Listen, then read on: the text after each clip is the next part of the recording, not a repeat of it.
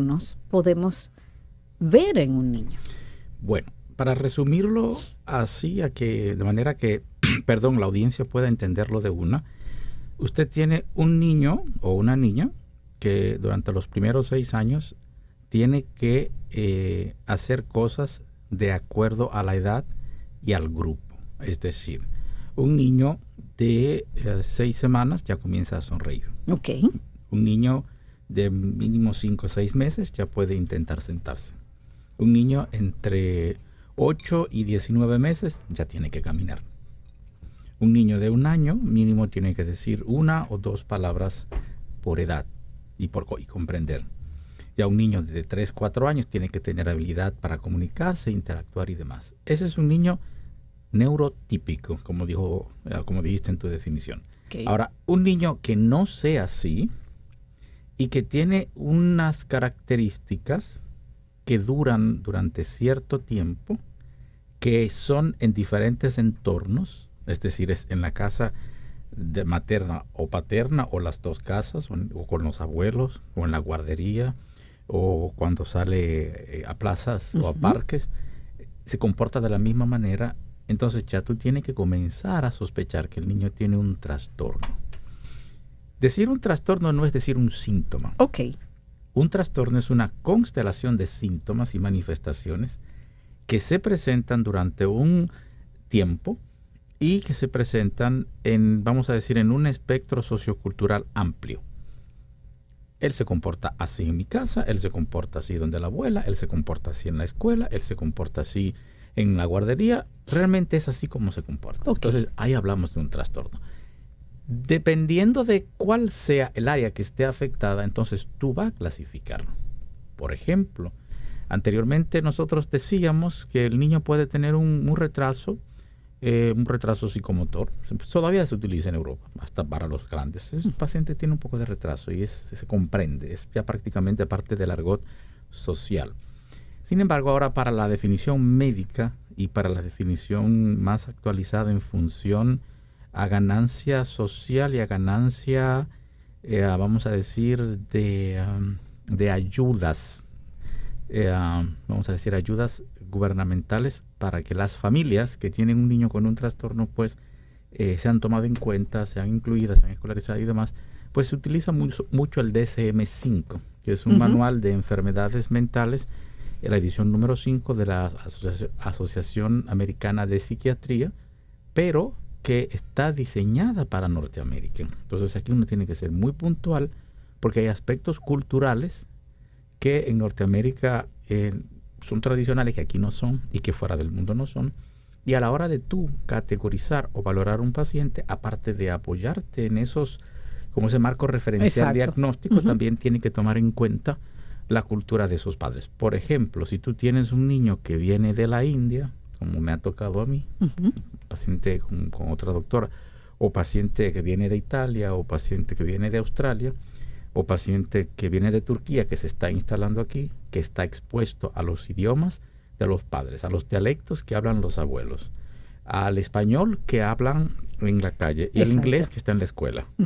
Entonces, y encima de eso, a una educación virtual y a una exposición de pantalla. Tú vas a decir, bueno, tiene todos los trastornos. No, tú tienes que ver el marco cultural, el marco referencial, el marco de historia, y en función de eso tú sabes. Entonces, primero tú tienes los pacientes que tienen un retraso mental, como decíamos. Ahora se dice que tiene un retraso global del desarrollo, si es por encima de 5 años, o que puede tener un retraso que tú no clasificas mucho si es por debajo de 5 años, porque decir retraso global del desarrollo si es por abajo de 5 años, y una discapacidad intelectual si es por encima de 5 o 6 años. Cuando uno dice discapacidad intelectual se refiere a que no tiene la habilidad mental que tiene que tener un niño de esa edad, y mínimo 6 años, porque los test para medir la inteligencia de los niños es a partir de esa edad que se aplican. Okay. Eso en cuanto a la parte intelectual, la parte cognitiva.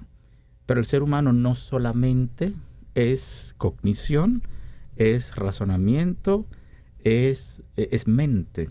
También el ser humano es socialización. Entonces, si el niño tiene o no trastorno, o alteración en la socialización, es decir, en interactuar con el entorno.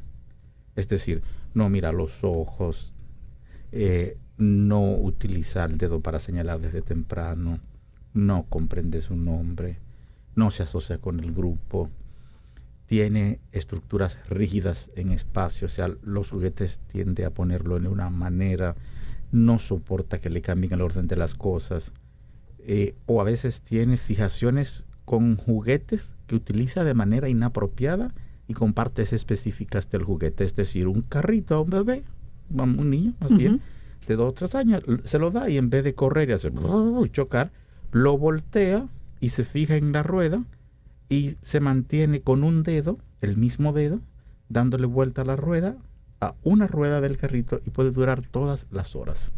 Entonces, es un niño que muy probable puede entrar dentro del trastorno del espectro autista. Pero tú tienes otros niños que te miran, te comprenden y no te pueden hablar. Entonces tú dices, doctor, lo entiende todo, pero no puede hablar. Entonces, ahí es que hablaremos, ahí entonces sería un trastorno de la comunicación. Claro, entonces hay que saber si es la comunicación cuál, si es la comunicación oral, porque no puedo articular, si es un problema fonológico puro, o si es un problema porque yo no puedo producir, si es mixto, es decir, yo ni puedo producir palabras, ni puedo comprender palabras, o al contrario, yo puedo producir algunas palabras, yo puedo comprender algunas palabras, pero tengo problema para comprender los dobles sentidos. Y cuando me tiran una puya. Entonces eso es como un problema de pragmática. Sin necesariamente tener un trastorno del espectro autista de alto funcionamiento. Excelente que te lo diga. Sí. Pero es que él comprende literalmente, pero cuando tú le dices, sal para que tú veas, él no sale porque sabe que lo va a dar una pela. Si no sale, te dice, sal para que tú veas, y el niño se recoge y se va a parar a una esquina, dice, él entiende, él tirarle puya. Si sale y dice, no vi nada, es muy probable que tenga un trastorno del espectro autista, como decíamos antes, del DSM-5 tipo Asperger, o también el otro que está a High Teaching Autismo, trastorno del espectro autista de alto nivel funcional, que entienden literalmente el lenguaje. Yo tenía un paciente, hago una anécdota, que la madre, si me escucha, me reservo el nombre, pero ella sabe que es de ella. Su niño ha hecho un gran avance, es grande y es muy bien. Un abrazo a los dos. Ella le decía, ni se te ocurra en el aeropuerto hablarme de pistola. Y desde que llegaba al aeropuerto, él iba con la madre, la llevaba de la mano, se paraba delante del policía y le decía, mami, recuerda que me dijiste que no te hable de pistola en el aeropuerto. Y ella, ay, Dios mío. Yo le decía, señora, no, usted tiene que decirle, en el aeropuerto no se habla de pistola. ¿Cómo? Digo yo, sí. Usted le dice, en el aeropuerto no me hables de pistola. Es decir, tiene que decirle el lugar. No, y claro. Y claro. Porque si tú dices, ni se te ocurra, tú llevas un mensaje implícito detrás de eso, es no te atrevas. No te Pero atrevas. Eso es para la gente que tienen comprensión de la pragmática del lenguaje. Hay sí que son no y hay no que son sí. Sí. Y si yo le digo a mi mamá, ¿puedo ir con mi amigo a la casa? Sí. Ve para que tú veas. Ve, no me dieron permiso. Pero tráelo, ve sí. para que tú veas lo que va a pasar. Ella dijo que sí, pero ese sí es no. Si yo salgo, el castigo va a tener fuerte. Ese sí es no. Entonces, eso es pragmática en el lenguaje. Hay niños que pueden tener problemas específicos del lenguaje de pragmática. Pero hay otros que no tienen ese trastorno, que es más en la habilidad para utilizar sus manos, para hacer trazos, para coordinar, y entonces tienen trastornos en la parte motora. Vuelvo y digo que trastorno no es lo mismo que síntoma. Por ejemplo, nosotros en neurología pediátrica, en Europa, que tiene una aproximación muy integral del paciente, se toman en cuenta todas las esferas y todas las áreas, la familia, la escuela, la sociedad. Es muy inclusivo el sistema. Entonces, uno consulta a los pacientes por un problema.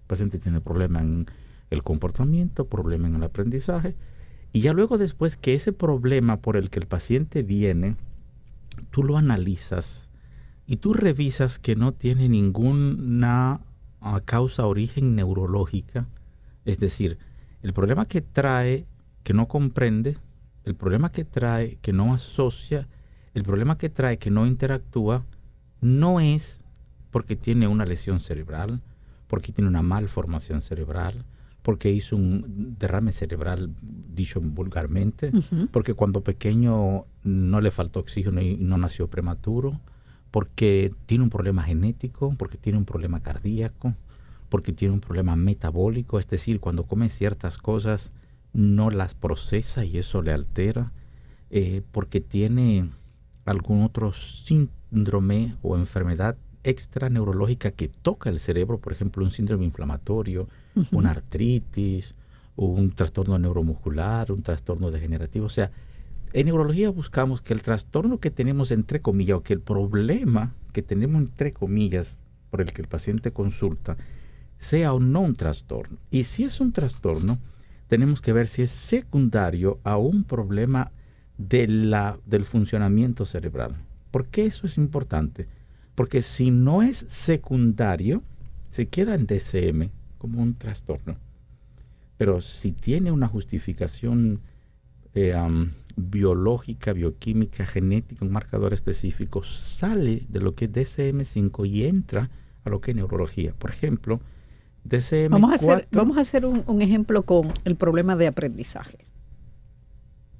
Por ejemplo, un problema de aprendizaje que tú sabes que el paciente le cuesta razonar, le cuesta inferir, le cuesta escribir, le cuesta hacer, vamos a decir, un cálculo a la velocidad que los otros de su edad...